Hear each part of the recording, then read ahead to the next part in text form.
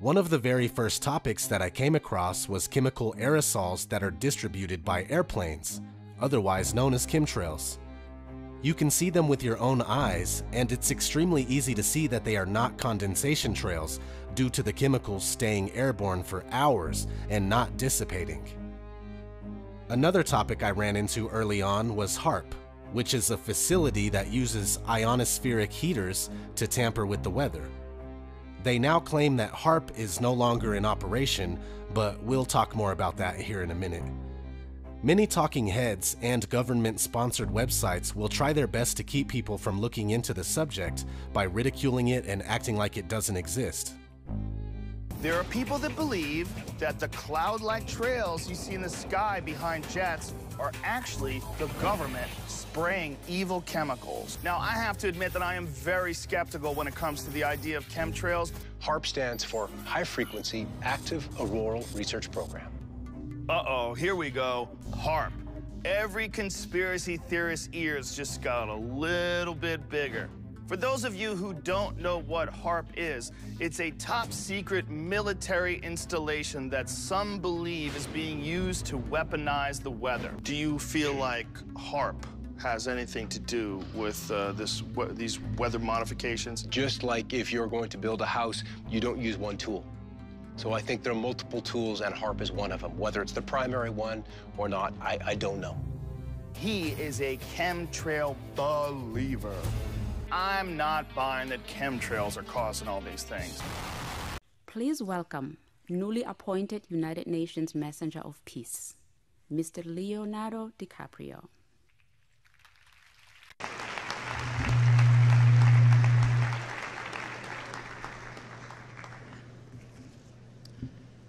Thank you, Mr. Secretary General, Your Excellencies, ladies and gentlemen, and distinguished guests. I am honored to be here today. I stand before you not as an expert, but as a concerned citizen, one of the 400,000 people who marched in the streets of New York on Sunday, and the billions of others around the world who want to solve our climate crisis. As an actor, I pretend for a living. I play fictitious characters, often solving fictitious problems. I believe that mankind has looked at climate change in that same way, as if it were a fiction, as if pretending that climate change wasn't real would somehow make it go away. But I think we all know better than that now. Our activities are causing large amounts of carbon dioxide to be released into the atmosphere. This changes the composition of the atmosphere. Drilling for oil, drilling for gas, carbon pollution. I mean, we're in LA. You can see these cars that are spewing clouds of smog into the atmosphere. It stays around with us, it doesn't disappear. How can you say that by taking CO2 from your cars, emitting it into the atmosphere, is not playing into what we're seeing in the world? It doesn't make sense.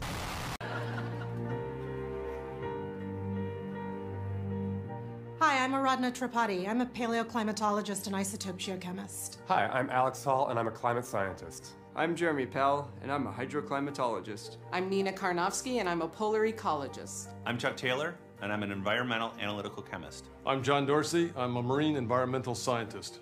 Over the past 40 years, thousands of scientists have studied climate change. Definitely happening. And it's caused by human beings. That's you and me. And the consequences could be extremely dire. Catastrophic. Apocalyptic. And here's the thing. When we tell you all this, we're not with you. We're not with you. Definitely not with you. Why would we with you? Think about it. If I wanted to screw with people, do you think I would have gone into climate science? If we were with you, I'm sure we could do a lot better than anthropogenic climate change. I'd probably tell you that a meteor was coming and then try to sell you a helmet. Incredibly, this latest damning scientific report may still face an uphill climb with some of us. There's that Gallup poll that came out last month, which found 1 in 4 Americans is skeptical of all the effects of climate change and thinks this issue's been exaggerated. Who gives a shit? That doesn't matter. You don't need people's opinions on a fact.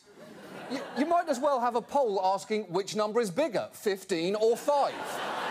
Or do owls exist? Or are there hats? The The debate on climate change should not be whether or not it exists. It's what we should do about it. There is a mountain of research on this topic. Global temperatures are rising. Heat waves are becoming more common. Sea surface temperatures are also rising. Glaciers are melting. And, of course, no climate report is complete without the obligatory photo of a polar bear balancing on a piece of ice. I'm going to be brief because I want to make sure Jim Webb has a chance to talk. I want to tell you the moment when, for me, Bernie Sanders won last night's debate. The question was asked, who or what is the greatest national security threat to the United States? The other candidates gave answers like the crisis in the Middle East, nuclear Iran, ISIS, cyber warfare, offensive tweets. But Senator Sanders was the only person on that stage who gave the correct answer. Climate change. Well, thank you, Senator Sanders, and may I say thank you on behalf of so many millions for your leadership on the climate issue. Well, thank you very much. You know, there are a lot of people who reach high political life in our country and disappear. You have not disappeared, and you have chosen for the last many years to tackle one of the most significant planetary crises that we face, climate change, and I thank you very much for that. And I know that in your efforts you have received a whole lot of abuse from a whole lot of people, but you took it and you fought back. And you are just releasing, I believe this week, a brand new movie called An Inconvenient Sequel. Can you tell us a little bit about it? With me today is my guest, Mr. Vice President Al Gore. Thank you for coming. Well, thank you for having me, Russell. It must be I watched your film and I loved your film. Whenever you come into a room, everyone stands up. Is that standard? Even like you get standing ovations before a joke's been delivered. Well, sometimes.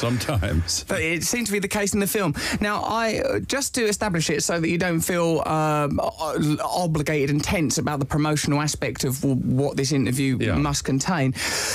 I think it is important for people to see this film, An Inconvenient Sequel, Speaking Truth to Power, because for me it rendered the issues of our global ecology in a way that was easy to understand, made it clear that there is an imperative that we act now, but also there is great cause to optimism, that there are shifts both from right-wing thinking people like your man at the end there, that sort of a lovely mayor who shifted in Georgetown, which is, I think, sort of like the bullseye of what you would call conventional republicanism, and also that politics can be functional and effective. That's what I got from your activity at the Paris Climate Conference.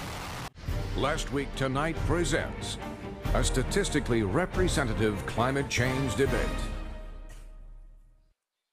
Good evening. Joining me tonight, a climate change denier and, naturally, Bill Nye Science Guy. It's your goddamn right, 'cause my sex junk is so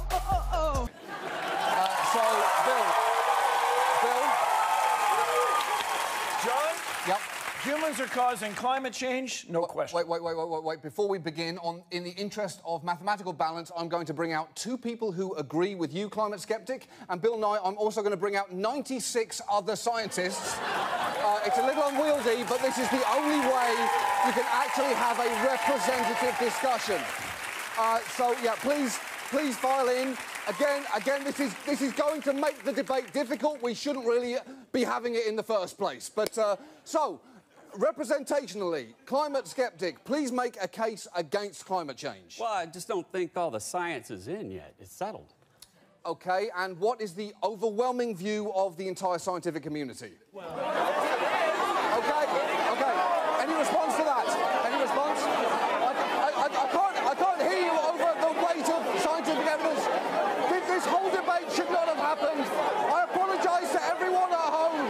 My thanks to Bill Nye and the overwhelming scientific consensus. On climate change. Now, if you went to a doctor, no, let's change that. You go to 100 doctors,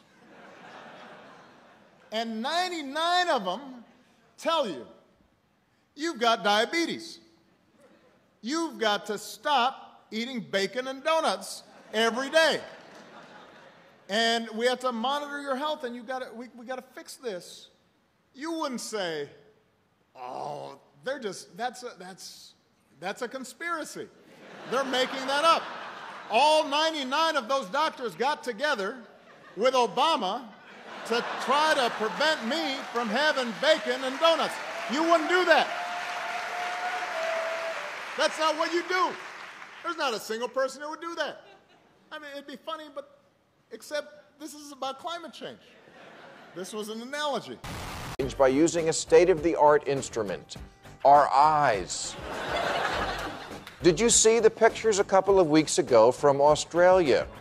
This is what happens when an overheated planet produces a new kind of super drought.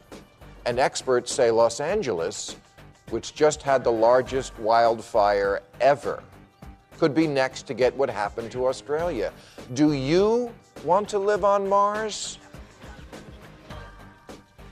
So how do you explain what I have seen is that at the early phases of this, people were in denial of any global warming at all, the naysayers. Then, as the evidence kept building, they said, okay, we accept that the Earth is getting warmer, but humans are not responsible for it. So there's some incremental acquiescence there that no one seems to be talking about. But what I pay attention to is, so if you don't want to believe all the scientists, I have another way for you to approach the problem, and that is you can take your cue from the rest of the animal and plant kingdom. Animals are migrating at different rates. Plants are migrating north that never made it north before because they can now sustain the warmth that is there. Mega drought bad.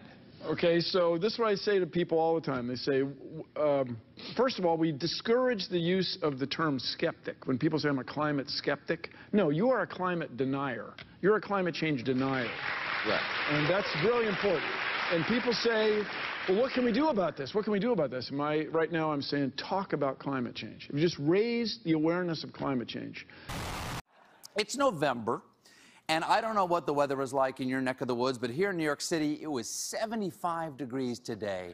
And I cannot wait for them to put up the Rockefeller Christmas tree. It is going to look so festive right next to the Rockefeller wading pool. But turns out climate change might have a downside because a new study claims humans will have less sex on a warmer planet because, and this is a quote, hot weather leads to diminished coital frequency.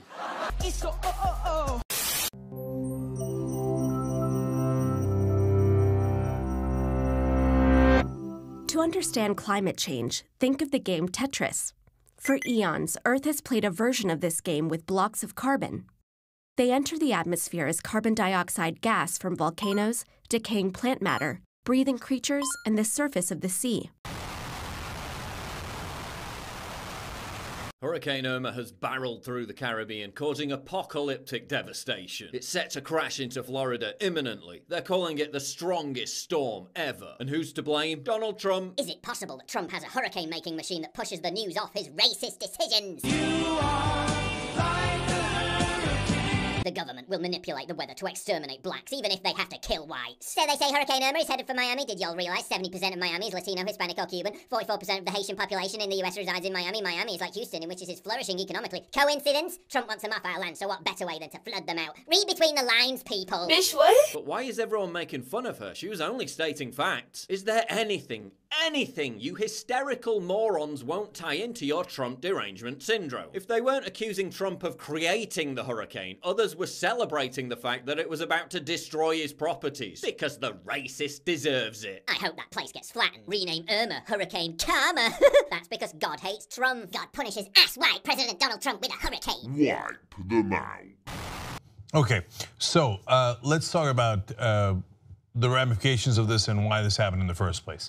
So if you're one of those snowflakes who is going to get triggered when I say this has to do with climate change, go ahead and cry right now. If you're gonna say it's too soon, I'm gonna say it's too late. It's not too soon to talk about climate change. We should have talked about it a long time ago so the storms wouldn't be this severe. If you are a knucklehead who doesn't understand science and you say, oh, well, we used to have storms before, that doesn't answer anything. The question is, how severe are the storms? Hurricane season continues with devastating effects. Breaking news from overnight. It's now the most powerful hurricane ever recorded in the Atlantic and now on a collision course with Florida. Hurricane Irma is leaving a path of destruction in the Caribbean, smashing into St. Martin, St. Bart's, Anguilla, Guadalupe, and Barbuda. And she is still churning at this hour. Can I just ask a question? How many once-in-a-lifetime events is it going to take in our lifetime for everyone to admit that maybe man-made climate change is real? Earlier, I mentioned Leo DiCaprio's documentary Before the Flood. It's amazing. Take a look. When was this an intact island with homes on it? How long ago? 12 years ago, when you came, there were people living here. So within the 12-year period, this is the result. It's just a small picture of one place. The small island nations who contribute the least to the causes of climate change are actually going to feel the worst impacts, the worst scenarios because of global warming. I urge you to watch it, and I think I have some incentive. Leo, come on out.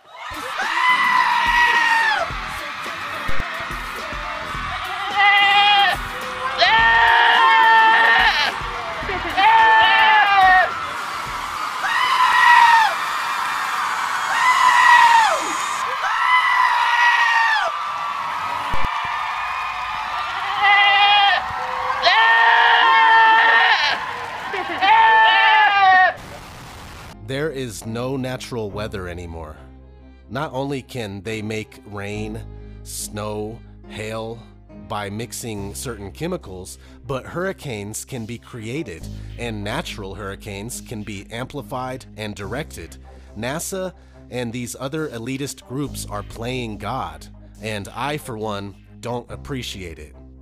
I want to say God bless to all those that are affected by this man-made weather.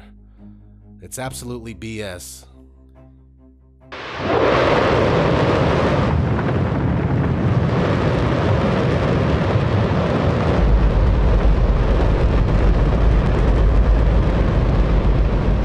Don't worry if you can't hear what I'm saying. I couldn't even hear myself. This is the loudest sound you could possibly conceive. And as it turns out, the cleanest.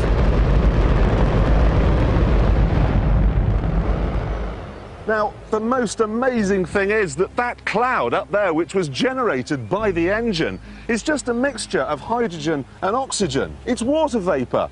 And in about an hour's time, someone in Mississippi is going to get wet washing. It will actually rain.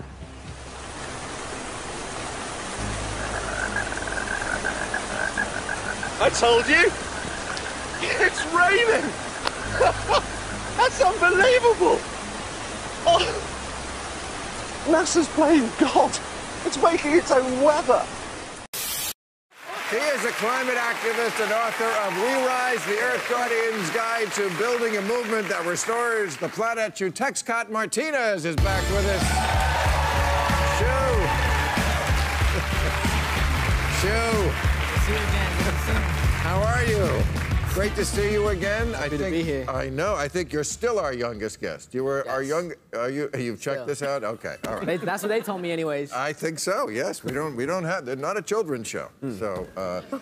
And you were here last time. You were talking about the lawsuit. You and 21 other young people filed a lawsuit. I think it's a great idea, saying, you know, the right to breathe good air should be ours. And a federal judge ruled in your favor. It's going forward now, right? So congratulations. Great job.